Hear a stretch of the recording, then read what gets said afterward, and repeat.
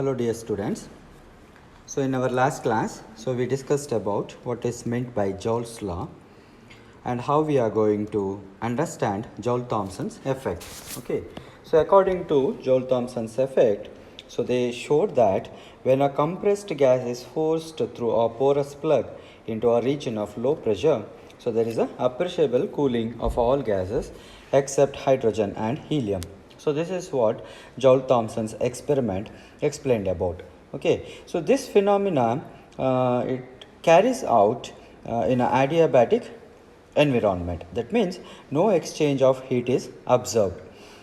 So from the region of high pressure into the region of low pressure, so when gas passes, so it is going to give appreciable cooling except hydrogen and helium. So this is what Joule-Thomson's effect or it is also called as Joule-Kelvin effect.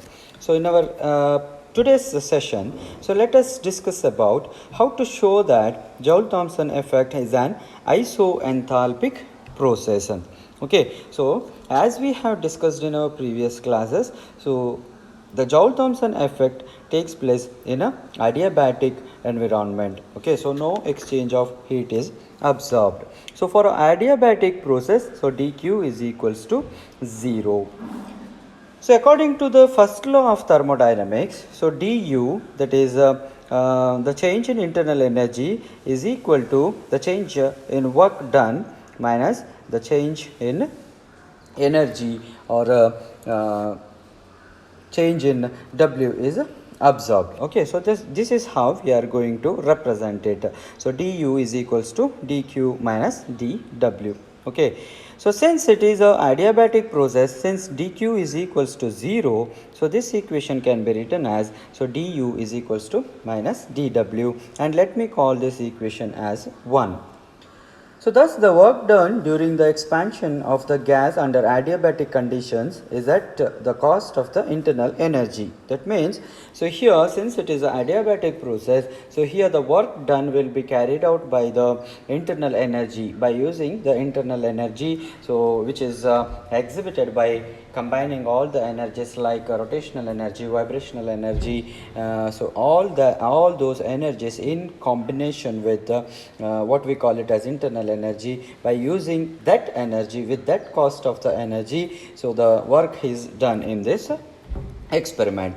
So in other words, we can say that, so when the work of expansion is done adiabatically, so the internal energy of the gas decreases and hence the temperature also decreases. Okay, so this is what is observed. So when the internal energy of the gas decreases, when it flows from the higher pressure region to the lower pressure region, so there we can observe the decrease in the internal energy, which leads to the decrease in the temperature. Okay, so in fact a part of the internal energy is used up to overcome the force of attraction existing among the molecules. So all molecules will have force of attraction, they will attract with each other. So that attraction, force of attraction will be overcome with the internal energy. As the internal energy decreases, so they will decrease in the force of attraction between each other. So that is why, so this leads into the decrease in the temperature. Okay, so in Joule-Thomson experiment, so just like how we have demonstrated in this figure, so on the left side, so that is pressure which is called as P1 and V1 of the porous plug, so that work is done on the system. So here compression is going to take place. That means I gave you an example of a balloon. Okay, so there in the balloon, the air which we have blown, that will be in compression. That means it has to bound with the certain circumstances. It is not free to pass outside in the outside environment. It is constructed, that is circumstances has been bounded in which the air has to be present. So that is why we can feel a compression there.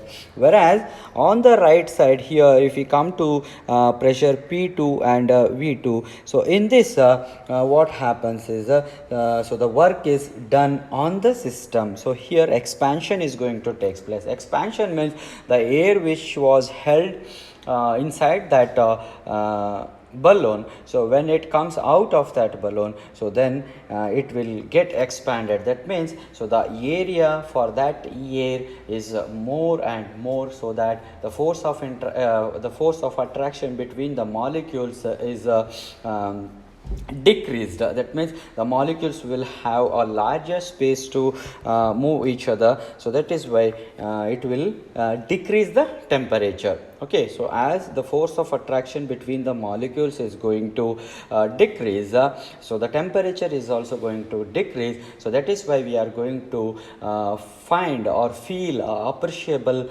cooling effect when a gas moves from the compressed pressure region to the expanded or expansion region of the environment. Okay, so therefore we can call as so the work done on the system on left hand side is P1 V1, and work done by the system in right hand side is P2 V2. Okay, so let me call it like this.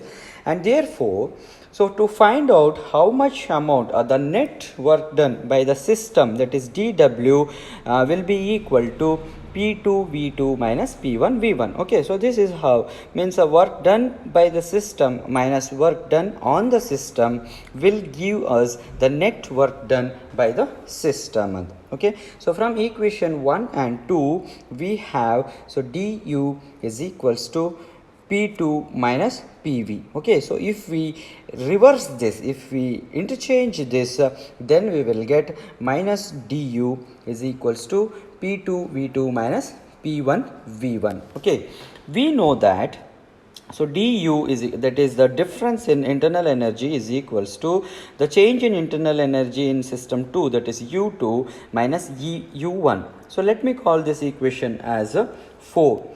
Now by combining all the equations, that is equation 3 and equation 4, so we have U2 minus U1 is equals to P1 V1 minus P2 V2. Okay, by substituting the values or by interchanging this equation, so we will get U2 plus P2 V2 is equals to U1 plus P1 V1. Okay, so next is PV is plus U is equals to H. So this is derived with the help of enthalpy equation. So we know that the internal energy is equals to PV plus U, which is called as H, where H is enthalpy. Okay, so PV plus U is equals to H. By substituting this value, H2 minus H1 is equals to 0. Okay, so this is the enthalpy of the system in the left hand side, and H1 is the enthalpy of the system in the right hand side. Okay, so here H2 minus H1 is equals to 0. That means the change in enthalpy, that is delta H, is equals to 0. Okay, so therefore, thus it leads to the conclusion that when the expansion of a gas takes place adiabatically through a porous plug of fine holes, the enthalpy of the system remains constant. So hence Joule-Thomson's effect is an isoenthalpic process. Okay, so this is how we are going to show that Joule-Thomson effect is an isoenthalpic process. So what are the results of this Joule-Thomson's experiment? Whenever we conduct an experiment or do any practicals, so we should find out the results. What are the outcome of the research or the experiment what we have conducted? So in that, mainly we have to concentrate on 3 points. So that is, the first one is fall in temperature was proportional to the fall in pressure. Okay, so as I said, when the internal energy of the system decreases, so we are going to observe the decrease in the temperature. Okay, so in other words, when the force of interaction between the molecules is going to decrease, then the temperature is also decreases. Okay, what does it mean? When the force of attraction between the molecules is decreased, in turn the pressure which has been created by those molecules is also decreased. There is no pressure. That means when air is held up inside the balloon, so there that particular air will face a certain amount of pressure. That means it is not allowed to move freely in the environment. It is constrained in that balloon. That means it has a certain amount of pressure.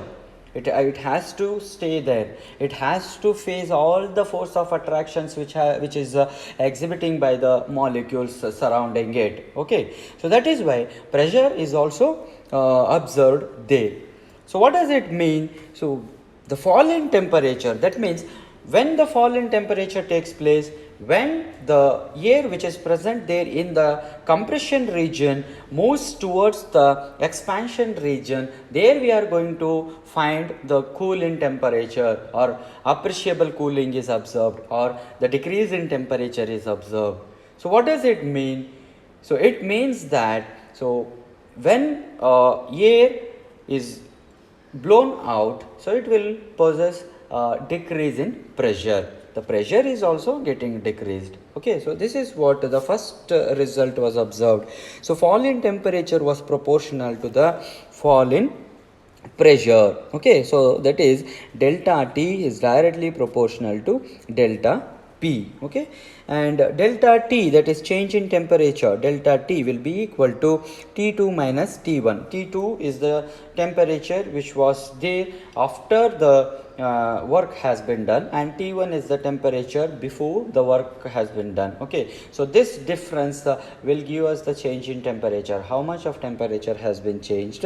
Similarly, we can also find out delta P, that is change in pressure, that is P2 minus P1. So P2 is the pressure which is observed after the work has been completed, and P1 is the pressure before the work has to get started. Okay, by subtracting these two temperatures or pressure, so we are going to find out delta P. Okay, so that is change in pressure. So this is the first result which was observed based on Joule-Thomson's experiment. And next is, so the fall in temperature was found to depend on the initial temperature of the gas. Okay, so we have to know what is the initial temperature, then only we can find out the fall in temperature or the difference in temperature. Okay, so that is what T1, what I said in the previous result. So T1 is very, very important. T1 is the temperature which was recorded before the experiment is started. Okay, so the fall in temperature was found to depend on the initial temperature of the gas. As the initial temperature was decreased, so the fall in temperature delta T went on decreasing. So this is the second result which was observed in this experiment. At a certain temperature, there was no cooling. Okay, how long it will give the cooling effect? At a certain temperature, it will go to some sort of degrees temperature, and then so it was observed some heating effect was felt. Okay, so this you can feel it with the help of the experiment or example what I gave, the same balloon. So initially you will feel cooling, but as it goes on, it will create, or it will make you to feel some heat. Okay, so this temperature, that is at the particular temperature at which the temperature or the cooling effect is going to get converted into a heating effect. That means when you feel the heat, so that particular temperature is called inversion temperature. So this is very, very important. So inversion temperature is that temperature above which heating is absorbed and below which cooling is observed. Okay, so during adiabatic expansion of an ideal gas, and it is denoted by Ti. I is small letter Ti. It is represented or symbolized like this. Okay, so inversion temperature is a very, very important thing which was observed in Joule-Thomson's experiment. So this is a second result. And next was at ordinary temperatures, cooling was absorbed observed for all gases except hydrogen and helium. Okay, so this is we discussed in the beginning itself. Even these gases showed cooling effect below their inversion temperature. So this is very important. So those gases which were not showing Joule-Thomson's effect, so they were showing the cooling effect when the inversion temperature is been observed. Okay, at ordinary temperatures cooling was observed for all the gases except hydrogen and helium, but even these gases showed cooling effect below their inversion temperature. So for this reason, so Joule and Thomson derived a relationship between initial temperature, that is T. Okay, so T is called as initial temperature, and fall in temperature, that is delta V, delta T, and fall in pressure, that is delta P, and he gave a relationship. So this is what is called as Joule-Thomson's equation. So this is the relation which explains about the initial temperature of the gas. What was the initial temperature and what was the change in the pressure, that is delta P, that is fall in pressure, and since P2 is always less than the initial temperature, the value of delta P will always be a negative one. Okay, so this is how the Joule-Thomson equation was deduced with the help of the experiment which was conducted. Okay, and next part of our discussion is derivation of Joule-Thomson's coefficient of a gas anta. Okay, so let me call it as a mu. Okay, so mu is the Joule-Thomson's coefficient of a gas anta. The Joule-Thomson coefficient of a gas may be defined as the rate of change of temperature with respect to pressure at constant enthalpy during the Joule-Thomson expansion. Okay, so Joule-Thomson expansion is the movement of gas from the higher region, higher pressure region or higher temperature region towards the lower pressure or lower temperature region. So this is what is called Joule-Thomson expansion. So, and it is denoted by mu, as I told. Okay, so let me call mu is equals to delta T by divided by delta P. Okay, over H, that is constant enthalpy. We are taking enthalpy as constant. So here no heat change is absorbed. Okay, so that is why the Joule-Thomson expansion mu is equals to delta T, that is change in temperature, divided by delta P, change in pressure, or mu also can be written like this. Both are same, so we are using the different symbols, so that's all. Enthalpy is a state of function. This we discussed in the beginning only. Okay, for a gaseous system, it may be represented as H is equals to F into PT. Okay, next, by derivating this equation, by doing the derivation on this equation, we are going to get dH is equals to delta H divided by delta P at constant temperature and dP plus delta H divided by delta T at constant pressure into dt. Okay, so in Joule-Thomson effect, delta H is equals to 0. So that is what we proved here. Okay, so delta H is equals to 0. So this is the equation to show that Joule-Thomson's experiment is an isoenthalpic. So the same thing here we are going to use delta H is equals to 0. Okay, hence delta H divided by delta T at constant pressure into dt will be equal to delta H divided by delta P at constant temperature dP, or this can also be rearranged and written like this, where I am going to take this left hand sided equation towards the one side, and this will be equal to 0. Okay, so next what we have to do is so dividing this equation throughout by dP and imposing the condition of constant enthalpy, so we will get, okay, so what we have to do into this equation 2 is so here we are going to divide the complete equation with dP, and we are going to impose the condition of constant enthalpy. So we get delta H divided by delta T at constant pressure into delta T divided by delta P. H at, will be equal to minus delta T divided by delta P at constant temperature. So let me call this equation as 3. Next, from equation 3 we have, so if we observe this equation 3, so while defining the molar heat at constant pressure, so we described that delta H divided by delta P will be equals to Cp. Okay, Cp is molar heat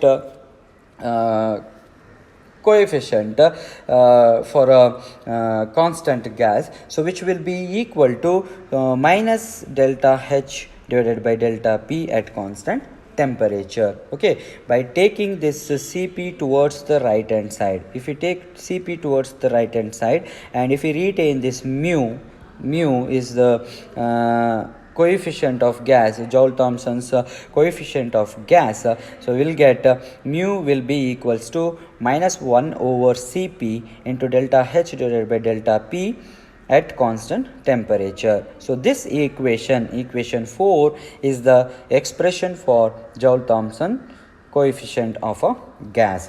Okay, so this is how we are going to find out the derivation of Joule-Thomson's coefficient of a gas. Next, moving on to the application of Joule-Thomson coefficient to real gases inversion temperature of a real gas. Okay, so one is for the Joule-Thomson coefficient to real gases and another one is at inversion temperature of a real gases. Okay, so here we have to observe two different conditions. Okay. And first one, so let me begin. So this is mathematical derivations, slight derivations. We are going to change the signs or we are going to do the derivations, that's all. So you need not to worry much. If you have textbook, if you have borrowed textbook or purchased, if you go through it once, so you will understand. So you just see on the slides how I am going to explain it. So that is enough for you. So now assuming van der Waals equation for 1 mole of a real gas we have, so this is the van der Waals equation. This is a well known equation where P plus A divided by V square into V minus B is equals to RT. So here A and B are the van der Waals constant and R is a universal gas constant. R is a universal gas constant and P and V are the pressure and volume of the gas and T is the temperature in Kelvin. Okay, so the value of dV divided by dt at constant pressure for a real gas can be obtained from equation 1. Okay, so this is the equation 1. So from equation 1, so we have, so dV divided by dt at constant pressure will be equal to V minus B divided by T plus 2A divided by RT square. So let me call this equation as 2. So according to the Joule-Thomson coefficient, so we know that, so the change in temperature delta T will be equal to this expression. So this is what we have derived here. Okay, so this is the third result what we have discussed here. So at ordinary temperatures cooling was observed for all gases, but in under the or below the inversion temperature, so even the hydrogen and helium also shown the cooling effect. So that is why, so they gave a Joule-Thomson's equation. Okay, so the same equation we are using here. According to the Joule-Thomson's coefficient we have, so this equation. So what we have to do to this? So on substituting the value of dV divided by dt at constant pressure in equation 3. Okay, so this dV divided by dt is there, no? So to this equation we have to substitute the value. So then what we are going to get? So delta T is equals to, so VB, so what is this dV divided by dt? So this equation, so here you can see, no, equation number 2. So the equation number 2 is substituted here. The equation number 2 is substituted here. So then we are going to get, so delta T is equals to V minus B plus 2A divided by RT minus V. Okay, so this is the substituted form.